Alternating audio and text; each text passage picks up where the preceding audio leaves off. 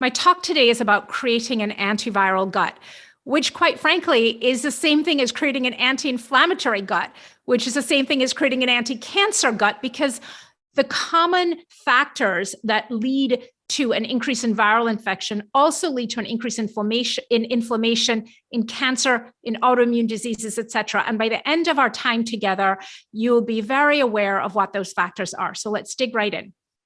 I'm going to talk first about the microbiome with some basic definitions. I think you guys are very sophisticated about this, particularly if you've been listening to most of the lectures, but I still want to make sure that I'm defining things for people who may be a little less familiar.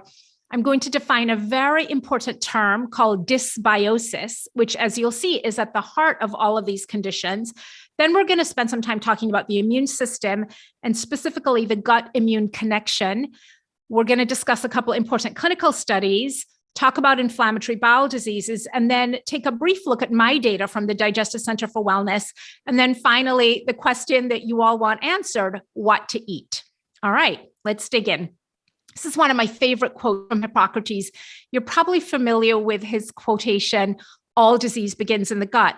But this one, it's more important to know what sort of person has a disease than to know what sort of disease a person has. So this really speaks to this idea of a root cause for many of these diseases. And as you'll see, a lot of that root cause is coming from the gut.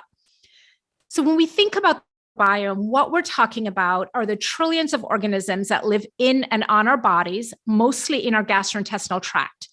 We can't see them, but if we scrape them all up, they would weigh about 3 to 4 pounds. We're talking about 100 trillion microbes in the human body, and actually more than 1 billion in one drop of fluid from your colon alone. We have about 23,000 human genes and about 3.3 million genes. And in fact, our microbial cells outnumber our human cells 10 to 1. So we really are more microbe than human when you think about it.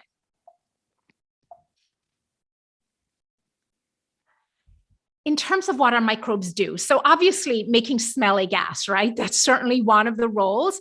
Our microbes in the process of digestion, we have some byproducts, hydrogen, methane, et cetera. So smelly gas is part of the equation. And smelly gas is not always bad. Remember, if you're eating a lot of high fiber foods, cruciferous vegetables, you are often going to make gas. And I'm going to tell you why a little later in my talk today. But so in addition to the central and important role of digestion, our microbes are also involved in synthesizing vitamins. And I want to give you an interesting example of that. When you're admitted to the hospital with an infection, you're often given a broad spectrum antibiotic. And what that means is an antibiotic that is active against a wide array of bacteria. So when you come in, the medical staff may not be sure what specific organism you're growing in your, if it's a bladder infection or whatever it is, pneumonia. So they give you a broad spectrum, powerful antibiotic that kills off a lot of your bacteria. Well, after about 3 or 4 days of being on that antibiotic, something unusual will start to happen. And that is that your blood will stop clotting. And the way we know about that as physicians is often the phlebotomists, the technicians in the hospital who are drawing blood, will speak to one of the nurses or speak to one of the doctors and say, hey, this person needs some vitamin K, because when I'm drawing their blood, they're continuing to bleed for a long time. They're bleeding through the bandage we put on after. So why is that happening? That's happening because your gut bacteria are intimately involved in making vitamin K, one of the fat-soluble vitamins A, D, E, and K. And so after taking these broad spectrum antibiotics that potentially remove whatever pathogen is causing the pneumonia, but also remove a lot of your healthy bacteria, you'll notice that your vitamin K levels are low. And the way you'll notice that is your blood will stop clotting. So that's just a real tangible example, something I deal with all the time in the hospital, of what happens when we kill off gut bacteria. And your blood clotting might seem serious, but that is one of the least serious things that can happen when you remove gut microbes inappropriately. Our microbiome is also intimately involved in metabolizing drugs and clearing toxins. Sometimes you hear about people being fast metabolizers of drugs versus slow metabolizers of drugs. And that tends to be more a microbial variation than a genetic variation, actually. Our microbes communicate with our central nervous system through something called the gut-brain axis. We know, for example, that about 80 to 90% of serotonin a hormone we think of as a feel-good hormone because it's associated with sort of enhanced mood.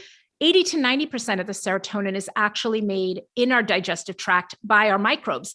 And that's true for other neurotransmitters also, like GABA and dopamine. So this pathway that runs along the vagus nerve, one of the cranial nerves, and all the hormones that go back and forth, these neurotransmitters that signal to the brain what's going on, a lot of them are made in the gut. What's even more interesting is that serotonin is also a precursor for melatonin, the sleep hormone. So if you have a messed up gut, it can affect levels of serotonin so that you have a depressed mood. And it can also disrupt your sleep because then you're not producing enough melatonin. So it's all connected. And when you think about where the gut is located, it's right in the center of your body, right? It's our engine. And we have all these spikes that lead to the brain and the heart and the lungs and the muscles. And it's all connected based on what's going on in the gut. So this communication with the central nervous system is really essential. And we see, for example, that after people have gastrointestinal infections where a lot of their gut bacteria are disrupted, they often will develop mood disorders, being more anxious, having a more depressed mood.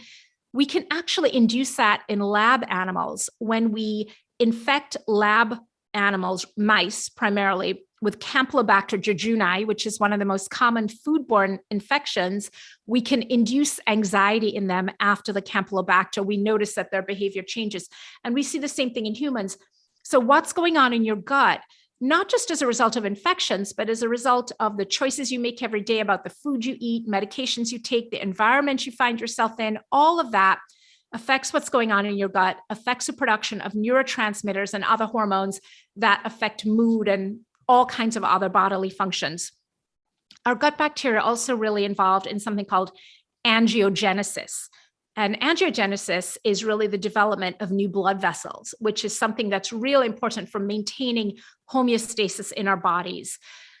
Gut bacteria synthesize short-chain fatty acids, and short-chain fatty acids are going to be the star of the show later on in my talk, because not only are they really important for gut health, they're really important for immune health and immune balance. So we're going to circle back to short-chain fatty acids, but I just want you to remember gut bacteria, fiber, short-chain fatty acids, and I'm going to put it all together for you.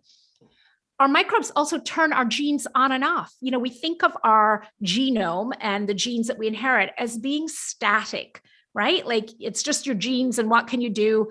As my daughter used to say when she was in elementary school, you get what you get and you don't get upset. But it turns out that's not true, because our genes are modulated. They are activated and inactivated by our microbes. So what's going on in your gut with your gut bacteria can actually alter whether a gene is expressed or not and determine whether a disease gets expressed or not. And so that's another thing that our gut microbes do. They influence disease expression and they train our immune system. So that's why it's so critical to be exposed to sufficient amounts of germs early on as children, and to not live in this super sterile environment where everybody's inside on their device and nobody's out in the woods. Because when you're exposed to microbes in the soil, when you're exposed to coughs and colds and early childhood illnesses, what that does is it trains your immune system so that your immune system can say, hey, this is something really important. We need to, let's mobilize all the killer T cells and the antibodies and let's fight this infection versus, yeah, this isn't so important. You can relax, not a big deal. And a little later in the talk, when I talk about immune balance and this Goldilocks immune system, not too active, not too underactive, we see again that the gut microbes are intimately involved in setting that balance within the immune system. And finally, protecting against pathogens. And there's a number of ways our gut bacteria can do that. They can synthesize substances that are active against other pathogenic bacteria or against viruses or against fungal organisms. They can swap genes that make them resistant, and they can just sort of crowd them out. So there are a number of different ways that our gut bacteria protect us against pathogens.